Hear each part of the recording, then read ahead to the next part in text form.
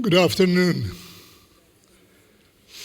It's a great honor to be here with these distinguished leaders from Africa. I'll briefly introduce each one of them, and before I do that, I'll make very brief remarks now, and that is about agricultural development, economic development in Africa. For much of the 20th century, science and technology had been very slow in reaching Africa. But in this century, both in agriculture and economic development, the transformative changes that have taken place in the continent of Africa have been huge. We've made advances in building institutions in the continent over time, institutions for agricultural research, extension, and agricultural education at large. Several universities have been built, both public and private, throughout the continent. Great advances have been made in expanding education in the continent. Significant gains have been made also in research and development. But the part that someone like me who've been at it for a long time laments is there are two things that haven't been really gone at pace according to as planned in the continent. One is our technology delivery systems have not been on the right path. And that part of it, to a great extent, is to the second problem that we've had, and that is that there have not been significant engagement with the private sector, both within and from abroad. So we've got a long way to go there, but these are truly bottlenecks that we have had. But we've had, as I said, indicated the advances that we've made in science and the technology and particularly in governance. And several democratic elections have been made in the continent over several countries. But I would like to hold up one country in particular, and that is because at the time of independence, we had incredibly dynamic leaders in the continent. Kwame Nkrumah in Ghana, Gamal Abdel Nasser in Egypt, Haile Selassie in Ethiopia, Tafawa Balewa in Nigeria, Sekou Touré in Guinea, and then Jomo Kenyatta and Nyerere in Tanzania and Kenya respectively. These were incredibly dynamic leaders that have been very transformative right after independence. But over time, we have had challenges in Africa in holding our governance up. But the one single country that have been exemplary in the last 10 years, Ghana had elected 10 democratic elections have taken place, and in the last four transfer of power have been made. Yeah. A significant event in the continent could be exemplary even for the rest of the world, in particular when you look at things that have in recent development. So I want to hold up that not only the economy and education and to some extent the livelihood of people have advanced, but also our governance have significantly advanced. And I say that because part of an understanding that needs to take place in Africa is that public-private partnership is the eventual goal. Public institutions can't do it all. Government can't hire, can't educate, can't lead the country in all aspects. The partnership with the public-private partnership is critical for many countries, and it needs to be for Africa as such. And so with that, I will introduce my panel and let them do more of the talking instead of me. To my right is Secretary of Agriculture from Sierra Leone. I need to read to get it right.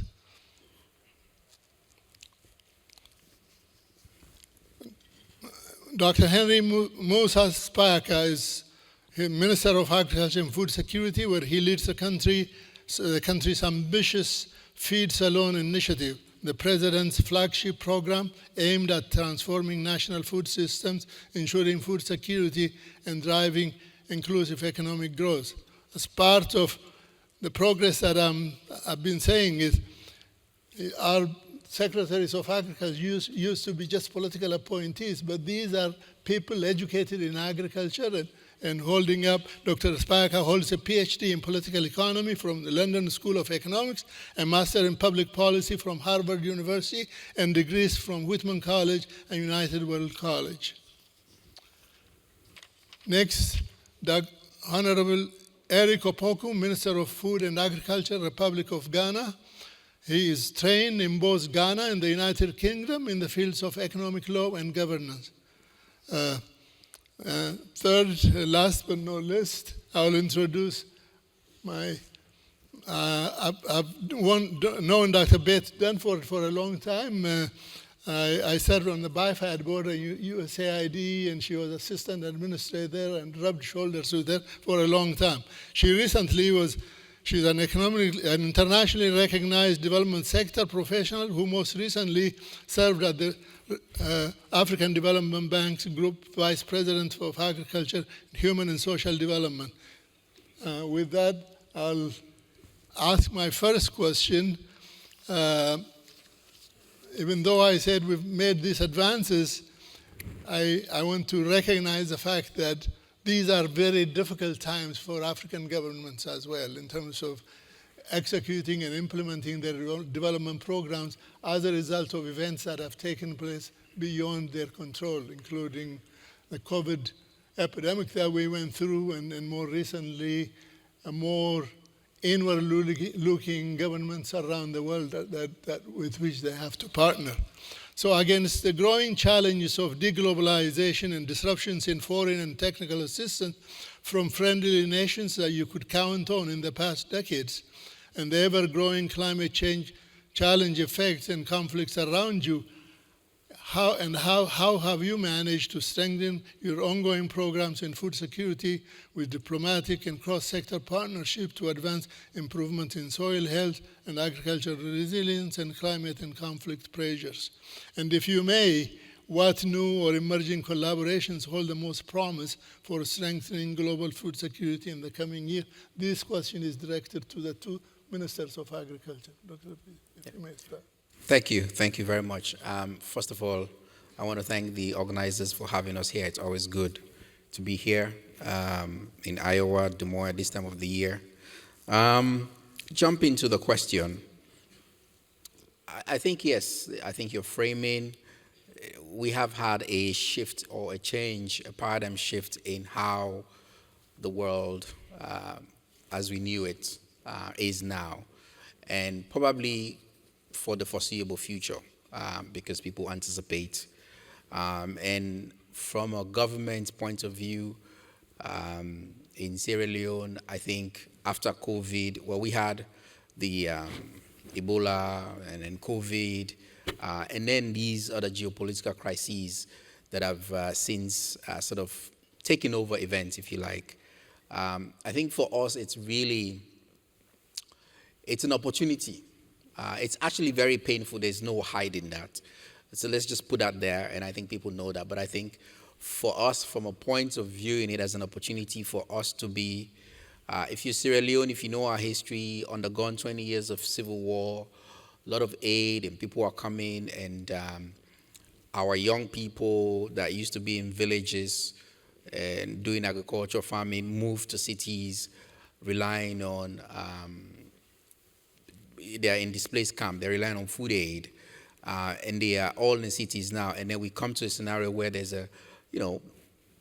people are pulling back from these kinds of approaches. So for us, it's how do we go back to that place where we take ownership of our own destiny, if you like. And so the president's Feed Salon program really was, he looked at where we had come from and where we need to be and said, yes, all of this is happening, but we must chart our own way, with us driving and building new partnerships. And so for us, the Feed Salon program for agriculture, we see as really a way where we bring all these young people on board. we address joblessness, increase incomes, and build a sustainable economy that we can rely on. In the past, the strategy we set will rely on donor monies and all of that. And as we all know now, this is drying up very quickly. And so for us is to say, how do we find new solutions to this? And a lot of what we've been doing is to say private sector is a big part of what we're doing. There are things that governments can do. We resolve to increase in how much revenue we collect and put into agriculture. And so we move from 2% of the GDP or government money budget that goes into agriculture from 2 to almost 8% over a year. We made sure we talked to non-traditional partners to also bring along private sector. We identified areas where we say, here, if we invest and make the area or geographies investable and find value chains, private sector can come in. So for us, and then science, we have sought out the CGIAR centers that work closely in some of the key value chains that we care about. For the first time, we decided we're going to map, after 40 years, we mapped our swell in a really fine way so that it can inform how we provide help to farmers so that we optimize the support that we're getting and don't waste that. And so, yes, the world is changing, but we see it as an opportunity to figure out what we can do on our own. We have a plan to do that. We believe private sector, science, and things that government does not know how to do well, bring other people that can do well, but in partnership. This is how we are facing this new world that we're in. Thank you. Opoku. Thank you very much. Thank you very much, Mr. Moderator. The shifts in global aid and supply chains are not just challenges. They are a catalyst for a new paradigm. For us in Ghana, our guiding principle is clear. We have pivoted from dependency to a self-reliant partnership, anchored on two key things. One, de-risking the agricultural space with homegrown policies and pursuing smarter international corporations. And there are critical or concrete actions that we have taken. We have boosted domestic resilience by aggressively increasing production of indigenous and climate-resilient staples, such as cassava, yam, and plantain. We are also constructing storage facilities nationwide, and we have empowered the National Food Buffer Stock to hold strategic reserves to stabilize prices and ensure incessant supply of food across the country. We have also embedded climate adaptation directly into farming by promoting the use of drought-resilient seeds and also introduce weather predictive technologies for better decision making. Crucially, we have also encouraged the use of organic fertilizers to improve long-term soil structure and then health. We have also transformed our partnership. It must be stated clearly that we in Ghana have moved from aid to mutual investment. We are deepening South-South cooperation with countries like Morocco and Brazil. And then, domestically, we are leveraging public-private partnership to finance agricultural infrastructure in the form of irrigation, the Farmer Service Center, agro-production enclaves, and the rest that you can think of. These are very critical interventions to ensure that on our own, we are able to produce sufficiently to feed the Ghanaian people. Then when it comes to promising collaborations looking into the future. We think that the most promising collaborations are multi-stakeholder and African-led. We are aligning with Continental Kampala Declaration to ensure that partner efforts are coordinated. It must be stated that we are building a powerful coalition for a second green revolution through roots and tuber crops. This revolution is gene editing, sustainable for our soils, inclusive for our youth and women, and profitable by building value chains for intra-African trade. Thank you. Thank you.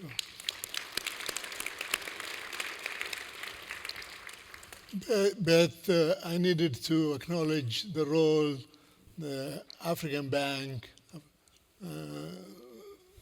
had played in scaling up technologies in the last several years in the continent, adding to some of the advances that I talked about.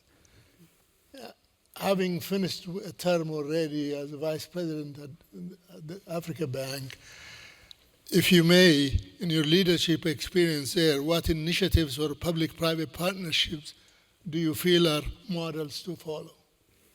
Well, thank you very much, and it's an honor to share the stage with the honorable ministers and, of course, with you, Doctor. And I think that what we're hearing here is country leadership and country ownership, which I think has to be the heart of any partnership, as I think, honorable ministers, you've both said. And this was really the heart of the Dakar 2 summit that the African Development Bank hosted in collaboration with Senegal. His Excellency Macky Sall was president at the time. Focused on achieving food sovereignty and resilience.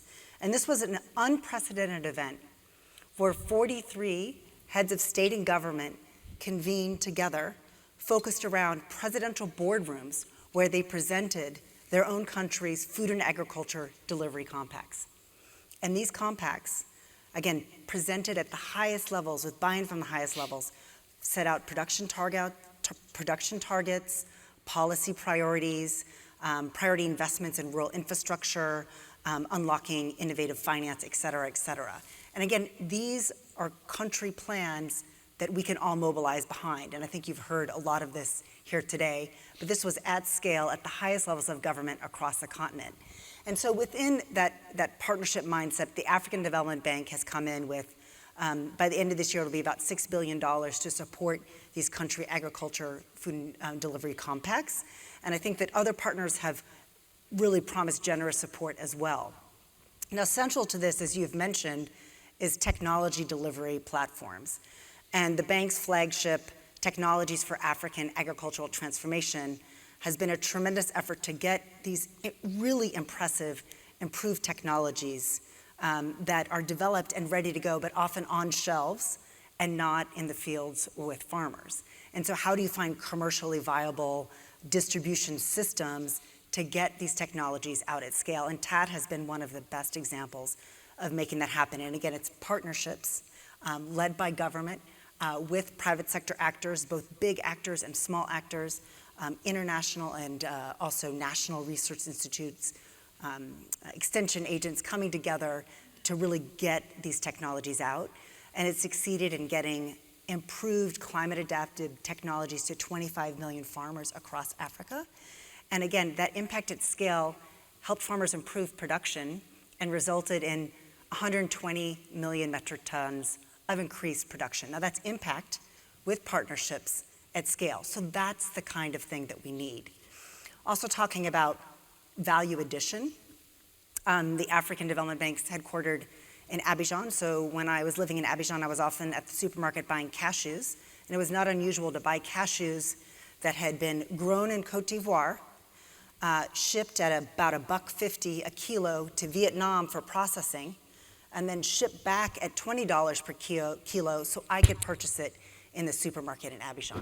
So all of that profit, all of those jobs are exported, and we need to keep that in Africa, in the farm economy, in the agricultural economy, to really make agriculture profitable.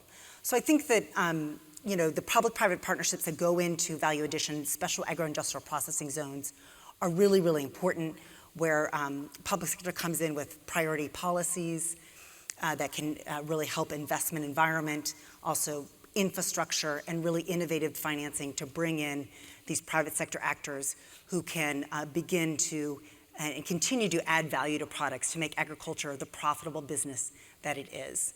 And then I hope we can come back to, in the end, we know it's all about finance, finance, finance. And in our partnerships, we need to make sure that we're getting the finance to the people who need it most. And right now, there's a $75 billion per year gap in the financing needed for smallholder farmers and for agricultural SMEs. And as much as we've tried and we've had a lot of discussions about it, we have yet to unlock the models that can get there at scale. And that's something that I hope we can talk more about. In fact, let me take it off your remarks and maybe go back to the secretaries as well. The bank had been talking about finances for de-risking the private sector. Mm-hmm. And significant investment have been made in the past to encourage advancement of research and all the institutional support that are needed there.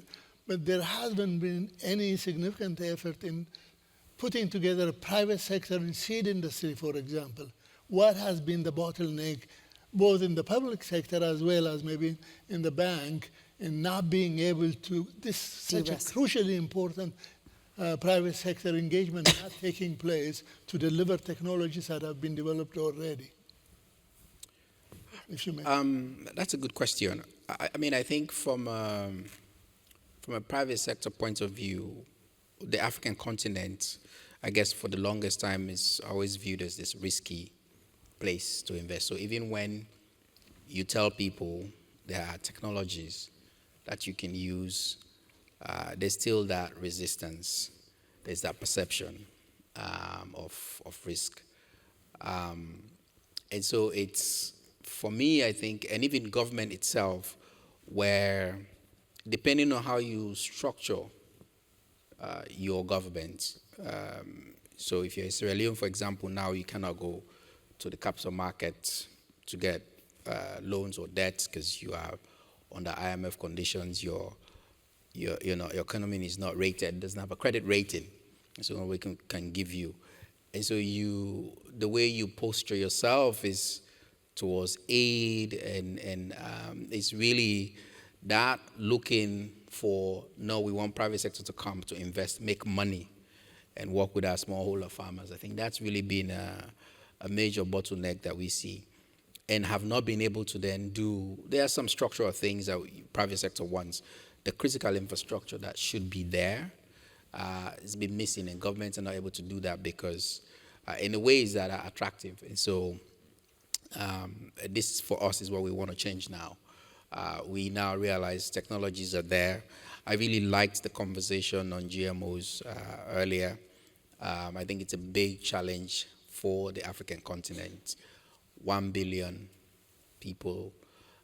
Why? And scientists that we know and trust have said this thing is good. Why resist it? I think it's for all of us, policymakers, to think about it, because this has to be science, innovation, technology has to be part of the story. If you build infrastructure, you create the profit opportunities, like Beth mentioned. It's the same thing. Cashew is 10x the difference between just producing it and shipping it and come back. We have to create these opportunities for it to be there, but we have to change our mindsets. We have to invest in this critical infrastructure, and we have to be open to using the technologies to be able to have this really take off as we're talking about it. Thank you very much for the opportunity. The President of the Republic of Ghana, His Excellency John Dramani Mahama, assumed office just 9 months ago. And immediately on assumption of office, he launched what we call the Agriculture for Economic Transformation Agenda. A clear indication that His Excellency wants to use agriculture as a vehicle to engender prosperity among the good people of Ghana. So agriculture is being the pivot around which all our policies are revolving. Now, under that program, we have developed what we call the flagship program to operationalize the agenda. And the flagship program is what we call the Feed Ghana program. Under the Feed Ghana program, we want to feed the Ghanaian people from local sources and also feed agro-processing factories in Ghana from local sources. We believe that it is through this that we can create the wealth, increase production, and secure Ghana when it comes to food. Now, how are we doing it? We are developing what we call agro-processing enclaves.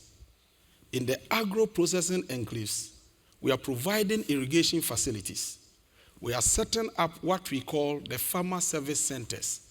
In the farmer service centers, we have agricultural machines, agricultural mechanization there. We have a section where we keep the drought-tolerant seeds. We have a section for fertilizers. And we have extension services, where extension officers will offer services to the farmers. And we have already asked our farmers to constitute themselves into what we call community commodity-based cooperatives. So the Ghanaian farmers can have a voice to negotiate for reasonable prices of inputs and reasonable prices of their output. So a cooperative can walk to the center, which is serving as a one-shop center for agricultural machinery. Whether they have money or not, at the end of harvest, they should be able to go and then pay. This is providing unimpeded access to mechanization, to advisory services, and to all the input that is required for increased agricultural production. Our farmer population is dominated by smallholder farmers. They constitute about 80%. They themselves, individuals, cannot have access to these facilities. But with this arrangement in place, every farmer in Ghana can have that access. That is a bold initiative. But on the issue of private investment, let me indicate that the Ghanaian agricultural space is entirely private sector led. Government creates the enabling environment for the private sector to move into action. And so while we are developing the agro production enclaves, we have in our mind that the biggest motivation for production is marketing. And so we are also developing what is called the industrial park, where we send all the facilities for the investors to come. So if you want to invest in production, the agro production enclave is there for you. You just allocate the land and then you start production. And then when you want to invest in processing, you go to the industrial park. Our belief is that if we are able to establish that symbiotic relationship between producers and processors along the value chain, you create millions of jobs. You increase their incomes. You increase food production, and you are able to stabilize the entire economy. This has been the strategy. Don't forget that Ghana is the second largest producer of cocoa globally. And when it comes to quality cocoa, we are number one. We produce the best cocoa in the world. When it comes to shea production, shea nuts, Ghana produces the finest quality of shea nut globally. And shea butter from Ghana is considered premium everywhere. It attracts the highest price. Unfortunately, we process little of our produce back home. Right. The bulk of our produce is exported to developed countries. They add value, bring it back to us at cutthroat prices, turning our farmers to be hewers of wood and drawers of water. Even cashew, Ghana produces the best cashew in the world. Unfortunately, the bulk of the cashew that is produced in Ghana is exported. Good. And then the cashew apple, which is the raw material for the production of the finest beverage, is thrown away. We want to domesticate production and liberate our farmers from the shackles and tentacles of abject poverty. And so what the government is doing is that every investor who is willing to partner with government of Ghana to invest in these areas will be supported. will create that conducive atmosphere for such businesses to flourish, because they will create jobs for our people. They will increase their incomes. When people who were not earning incomes now earn incomes, they will spend. And you can imagine the multiplying effect on the Ghanaian economy. So, a stable, peaceful country, our doors are open. Whatever resources that you have, bring it to us. We are ever ready to work with you. Okay. Anything you want to add? So, I mean, I think, again, going back to finance as I was closing up my last intervention, I think that not only do financial institutions look at Africa as risky, they look at agriculture as risky, and they look at small-scale actors as risky. So you have a triple bias against financing to these actors. But again, these small actors, again, we need finance across the entire value chain, across the whole food system. But these smaller actors have a huge financing gap that we need to really think more creatively about, and it's going to need first loss, it's going to need guarantees, it's going to need financial institutions that are able to sort of almost change their business models to reach these farmers. At the African Development Bank, we have the African Development Bank has a program called the Affirmative Finance Action for Women in Africa program. It's been able to get financing to women-owned SMEs across the continent, partnering with 185 financial institutions, unlocking $2.8 billion so far. And what it's been is partnerships, and again, but it has required like support for first loss, which we need to bring together.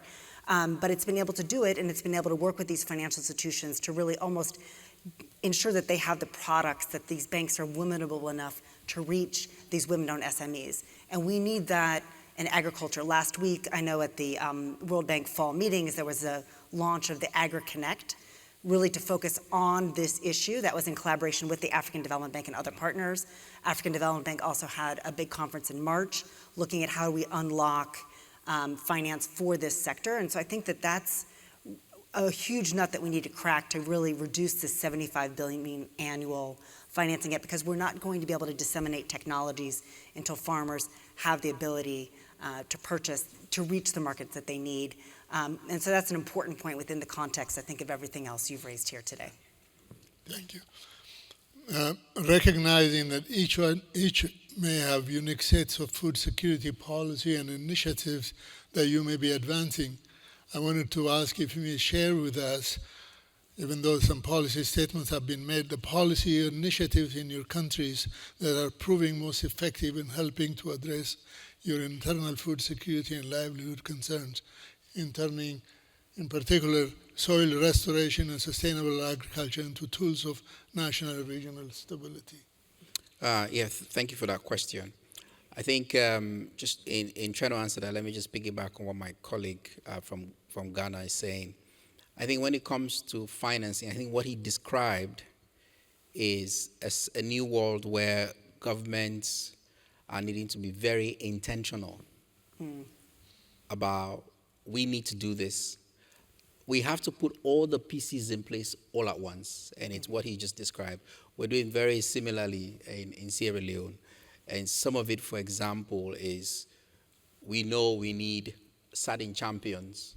We know for any given value chain, we know 2 or 3 champions that are going to at once be able to bring the technology, the know-how, and all of that, but also bring all the smallholders together in an outgrower kind of model. You have to be deliberate about that. You have to go out, provide that support, provide that money, provide that guarantee. Usually, it's a real, and I'm glad Beth is here, it's a real, when you talk to partners that sometimes can provide these monies, it becomes, government can't do that, you shouldn't be doing that. But I feel like we're at a point where governments need to do some of that. So it's just one example. So for us, we set up a dedicated financing.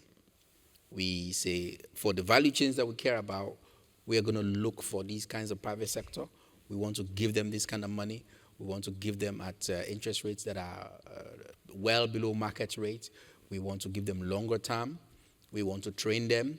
We want to organize the farmers. We want to give the farmers insurance so that when you do it, if they get lending from the bank, they're covered. It's all our intentionality. And then I mentioned that we've mapped our swells because we don't want to just give inputs. We are looking for SMEs to say, under this program, there's a number of female actors that are benefiting to be able to set up a fertilizer blending plant in Sierra Leone using in situ the information from the swells that we've mapped, and they can do batch to smallholder farmers. We are registering our farmers in a digital manner with unique IDs linked to phone numbers, providing support through that. We're also being very intentional in the sense, WFP, I think for us in the West Africa region, they've had the best success when it comes to homegrown school feeding. Just about a year ago, 90% of the rice that they fed in school was imported.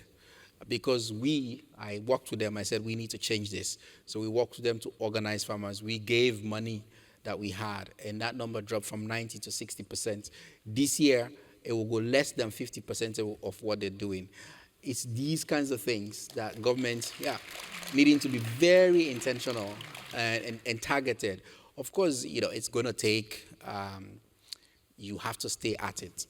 And we hope that zeal, that will is there.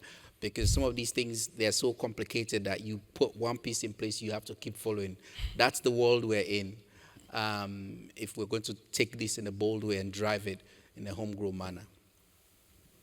One element I was hoping it would come without me asking was plans that you may have policies in place and initiatives that may be underway to take advantage of the youth dividend that we have in the continent. It didn't come up, and so. No, so some of these things that I just explained, our mechanization scheme, we brought. We have what we call machine rings. They have service centers. Machine rings are just we've established across the country 14 centers where we have government-bought tractors, harvesters, all of that. We train young people to say, okay, you don't want to use hoe and cutlasses, but we can train you on driving, maintaining, repairing, even flying drones, to offer these services. And Hello Tractor, we're partnering them. We have their app, their tools to be able to do that. That's just one. We're creating a youth incubation center that, including even having a nanny house for if you're a young lady with a child that wants to come and get training, your child can be taken care of, and you can get theoretical and practical training. This is something we're doing with support from the African Development Bank and IITA. So there's a host of things. Financing, we're not just giving financing. We realize, yes, money is very important, but do you know how to start a business as a young person? Do you have a lawyer that can help guide you secure that land? So these are all the things that we're putting together in this youth incubation center and the support that come with matching grants, some of the most successful ones, or linking them with community banks where they have shares in these community banks. So that if your initial seed money finishes, there's a community bank that you have a share in that you can continue doing your business. We believe young people, especially in the Feed Salon program, that they are the engine of this. And the way they've come up, our challenge is there's a lot of them now that will be discouraged because they've gone in with such zeal. And we don't have all the resources to keep going, but we'll keep pleading, giving them morale boosters, and providing these facilities. They'll overflow. But there's all of that happening, and we're hoping these anchors that we're calling private sector people can come and work with them, demand what they're producing, train them more, and that can be part of the system going forward. Minister Opoku,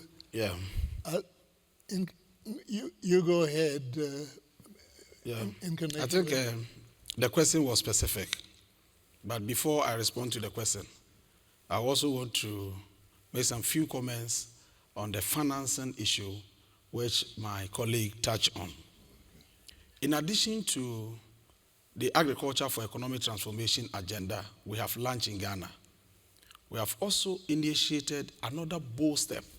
We have launched another policy we call the 24-hour economy policy. Under the 24-hour economy policy, we are encouraging strategic companies in the country to operate within 24 hours in 3 shifts of 8 hours each.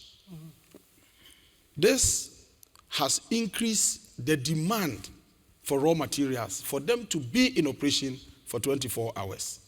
And it is the agricultural sector that has the responsibility to expand and produce these raw materials. A huge market, an incentive for agricultural production.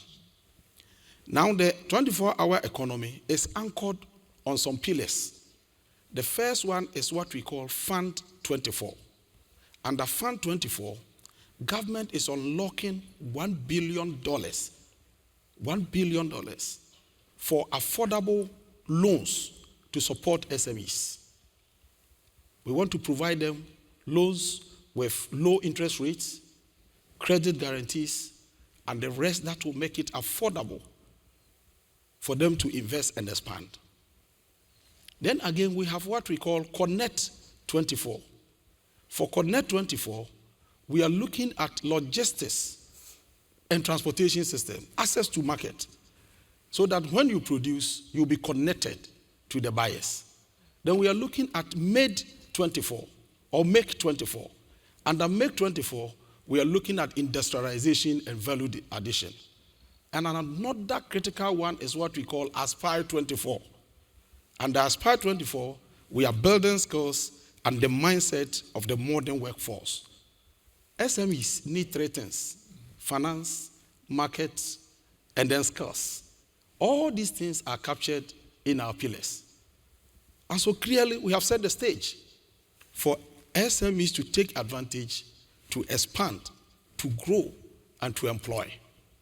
Now back to the question.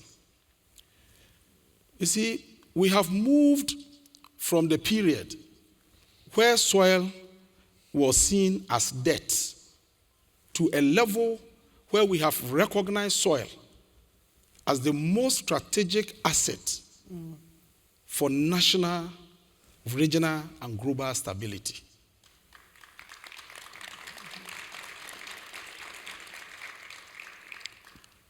There can never be food security when the soil is not properly or efficiently managed.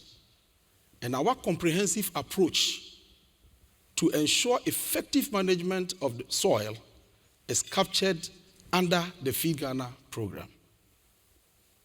We have what we call our national push for soil health and fertility management.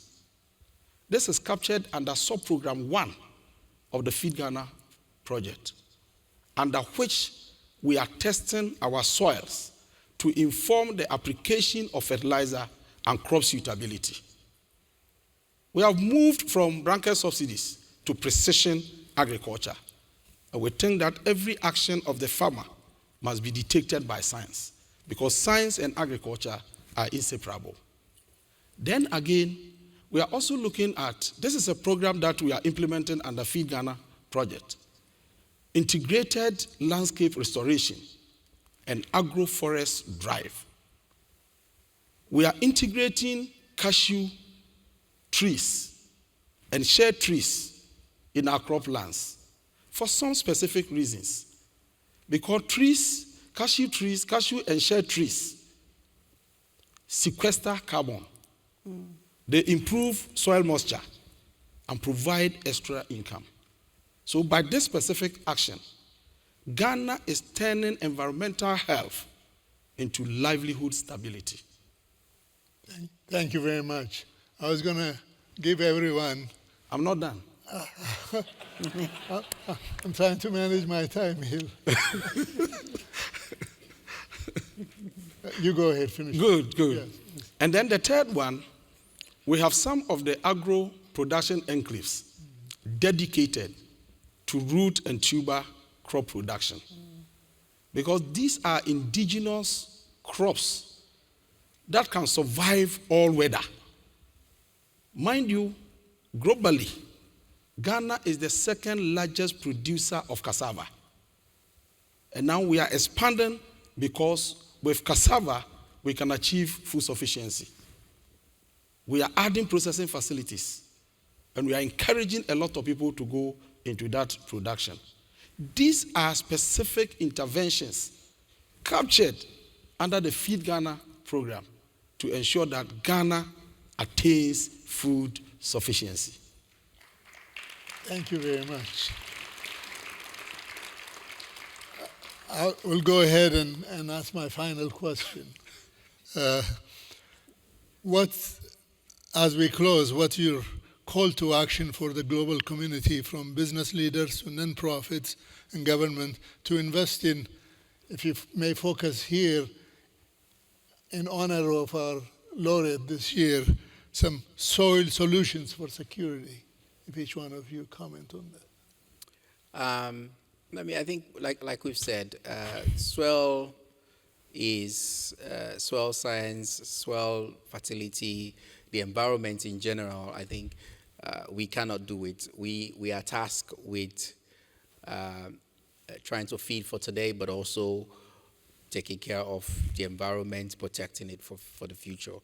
I think we can do it. We have the means to do it with science. We have to build the right set of partnerships. Stuff that is happening here in Iowa, we should be able to do in Sierra Leone. So it's how we take these technologies, how we open the corridors. And I think now we have to rely on the private sector to be able to bring some of these, and for us as governments to open and create that space. And we think that's where, when we say we're open for business, we're open for investments. That's where most African governments in the food space, there's a reason why African ministers of agriculture are now perfect, able salesmen like we are, because we know that's what we need to do. We need to attract investment in the space, bring the private sector, they bring the know-how, they bring the cutting edge for us to be able to feed, but also protect and preserve our environment for the future. Relating to call to action, my call is based on the simple truth. In fact, an incontrovertible truism that the soil must be seen as an asset for the attainment of food security. And to achieve this, we need targeted and synergistic action from government, from the business and investment community, and from the community, from the development and non-profit partners. All of us will have a role to play. So to government all over the globe, my call to action is this. Governments must mainstream soil health in their national security and investment goals. We want to see a situation where national security report will capture food security. Because national security is anchored on food security. Food insecurity is a potential source for economic and political insecurity. So government must capture that.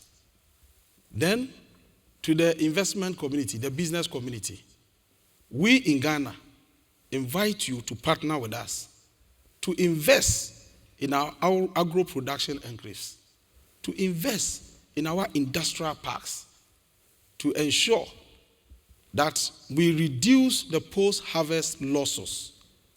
The world is complaining and crying about hunger. Why? Is it that we produce enough food, yet we are unable to feed the people of the world because of our post-handling situation of food? So we need investment in storage facilities, silos, and the rest of them, in marketing, in distribution, and in processing. So our doors are open as a nation. We have the potentials. We have the resources. We have the agricultural potentials. But some of you have the expertise and the money to make it work. Can we have a synergy? And then to the development and the non-profit community. We in Ghana want to establish what we call Soil Intelligent Core. Soil Intelligence Core. We want to make sure that every part of our country, we are able to test the soil. In fact, we are envisaging a situation where the Ghanaian farmer will be on the front line of soil testing, and we can call them soil doctors. That is when we can maximize our output from the soil. So these are opportunities for people to come and then work with us to achieve. These are standards that we want to set for the whole world to understand that Ghana can transmogrify to become the food basket of all nations. Thank you very much.